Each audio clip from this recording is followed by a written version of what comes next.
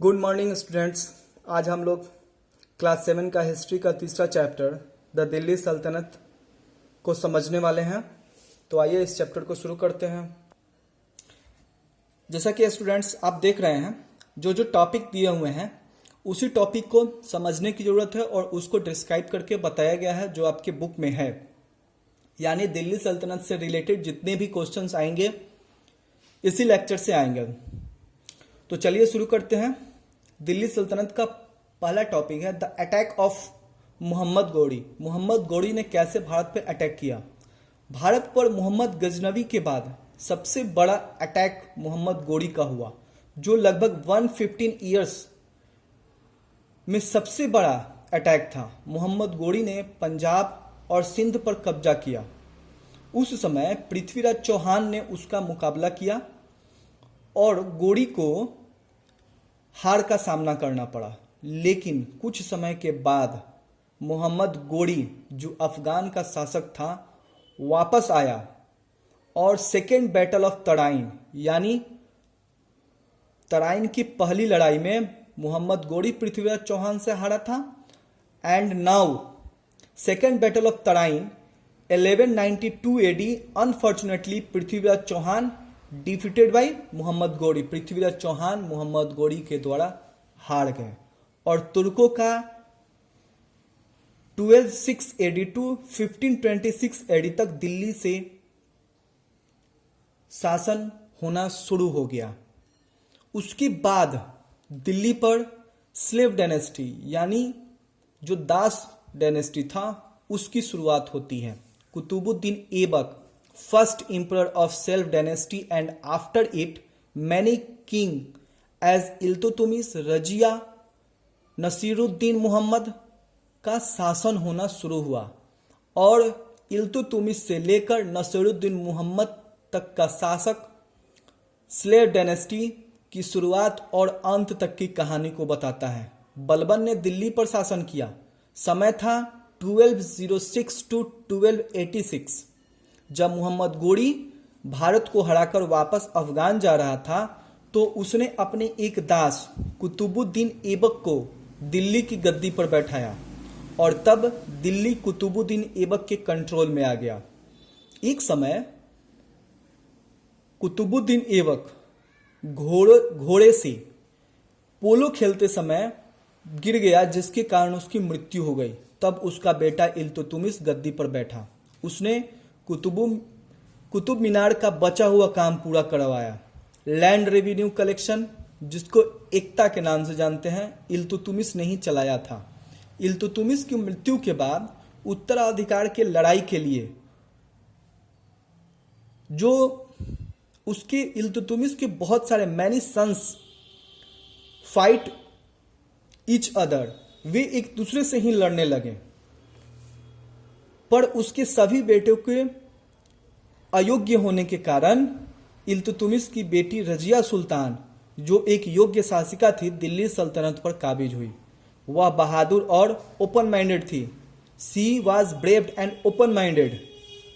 पर ऑर्थोडॉक्स ने उसे षड्यंत्र करके 1240 एडी में उसे मरवा दिया, जिसमें उसके अपने भी लोग शामिल थे, यानी उसके राजशाही घराने के लोग भी शामिल थे। उस समय बलबन ने इल्तुतमिश की इनकैपेबल सन्स को पुपुट यानी कि कठपुतली किंग बनाकर गद्दी पर बैठाया और अंत में नसीरुद्दीन मोहम्मद की मृत्यु के बाद खुद नवाब बन गया। बलबन से सभी विभागों में बलबन ने खास करके अपने जितने भी विभाग थे, यानी आर्मी डिपार्टमेंट, टैक्स डिपार्टमेंट या अदर जो भी दरबारी डिपार्टमेंट थे, उन सब में स्पाई जासूस लगवा दिया। वह सबसे पहले अपने दरबारी शत्रुओं को मरवाना चाहता था, जो उसने जल्द ही इसका काम शुरू कर दिया। साथ ही सारे internal and external danger zone जो उसके थे उन सभी को समाप्त कर दिया। इसीलिए उसकी इस पॉलिसी को policy of blood and iron भी कहा जाता है। उसे दिल्ली सल्तनत का मोनार्की कहा जाता है। बलबन की मृत्यु के बाद उसका अयोग्य ग्रैंडसन कयूकाबाद राजा बना। He was a weak king so Jalaluddin Khilji ने उसे हटाकर खिलजी वंश की नींव डाली। बट आफ्टर 6 ईयर्स, वह 6 ईयर्स के बाद यानी कि 6 साल तक ही राजा बन सका और 6 साल के बाद जलालुद्दीन खिलजी की हत्या उसके भतीजे अलाउद्दीन खिलजी ने कर दी और स्वयं दिल्ली का राजा बन गया। अब अलाउद्दीन खिलजी जो दिल्ली सल्तनत का कैपेबल रूलर था, उसने दिल्ली सल्तनत को गुजरात, राजस्थान तथा साउथ इंडिया तक फैलाया।